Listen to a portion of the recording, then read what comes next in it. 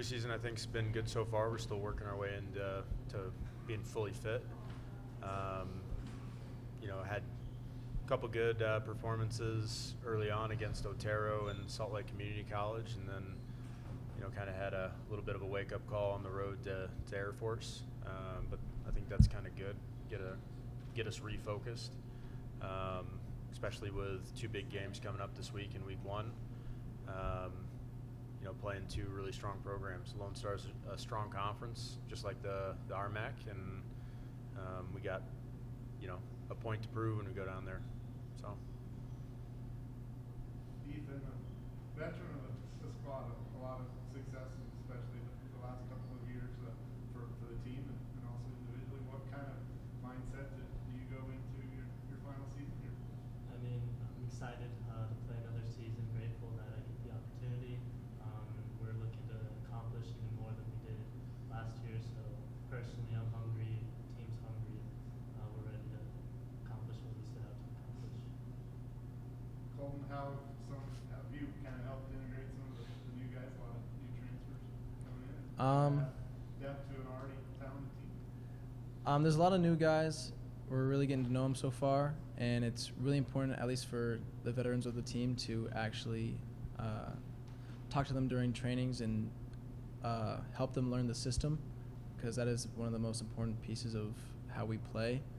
And along with the soccer portion, it's really important to get to know them off the field, so then everyone feels comfortable with each other, because a closer unit of a team we are, like, the better we'll play on the field.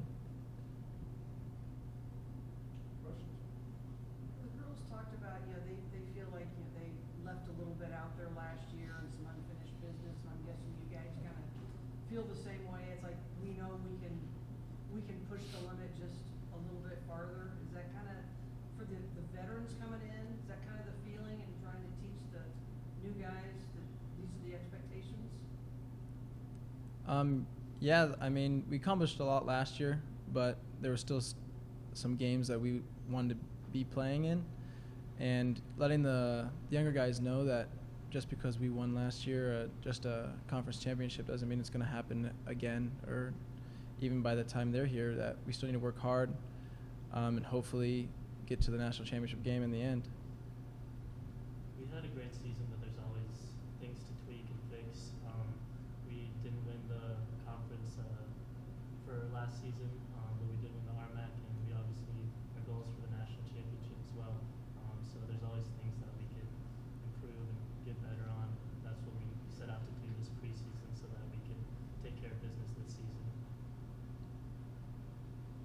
So, I mean, offensively, you've got a lot of weapons. Defensively, you showed you can kind of shut teams down. Is that kind of the way it's shaken out again this year, or is something that's surprised you I mean, on the field? at the end of the day, we're a unit. Everybody attacks, everybody defends, and I think that's what we're trying to really figure out at this point is, can we get back to that identity of, just being that hard-working team that, we play an attractive style, we score goals, and we get clean sheets, but it's because of the work rate that we put in to get to that point. Last year, there was a lot of guys that scored. It'll be the same way this year. A lot of guys are going to have to get themselves in a position to score. I don't know that we're going to rely on any one player. And the same thing defensively. We don't really rely on any one player. So. You say it's kind of a swarming, the defense, it's kind of like a ballet at times out there, the way this defense plays off each other. I mean, it's, kind of helps each other out. Is that kind of a fun style to play? I mean, you're going to attack, you're going to get back. I think it's a fun style just because everyone's working for each other. There's not really one person that's doing everything, and that's not really how soccer is played anyway. So I think it's really important that everybody else is working for each other. One person can win a game individually, and I think that's part of the beauty of this sport, is you can't accomplish anything by yourself.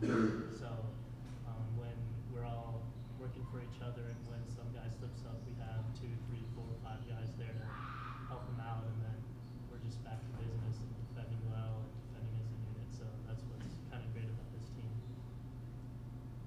Last year, you guys got some really impressive wins. You talk about the freshmen coming in, and kind of don't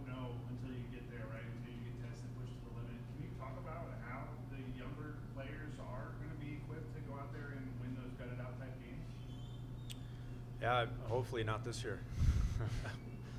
Right now, we talked with a lot of our guys. As long as we can stay healthy, I think we're going to try to keep the freshmen in a redshirt situation so we can save them for future years. There's a lot of older players on this team, a lot of returning players, and I think our freshmen are really talented and they're ready to play right now. But kind of selfishly, we're kind of holding on to them a little bit this year. So. There's no COVID year for them. So Yeah. You gotta sneak that extra year in somehow. Sure. But that's the thing. I mean, this team is so experienced, and it's gotta be even more confident going in, knowing that nothing's really gonna surprise this group.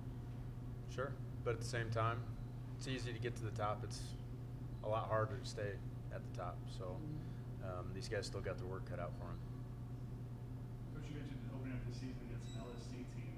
Is that LSC RMAC rivalry just going to come from regionals, or what is it about LSC teams that always seems to get you guys up? Probably comes back to before we realigned to the Super Region. You're just competing with Lone Star for spots in the national tournament. So I would imagine it still stems from that, you know. From Texas, come on. Yeah. Texas in late August, how do you handle that environment? I think these guys are better, at least Colton anyways, can answer that a little bit better. It's more about the weather and everything, just pushing yourself. I think it's really important to dig deep in what we've actually done during training and stuff has prepared us for what we're going to see in the games. And I think we're ready for these big games. Even at the start of the season, we've worked really hard so far, and these are the games we want to play in as well.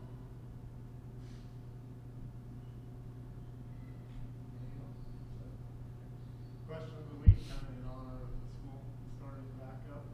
You can name your favorite childhood teacher, class, or grade, and we'll line up with some.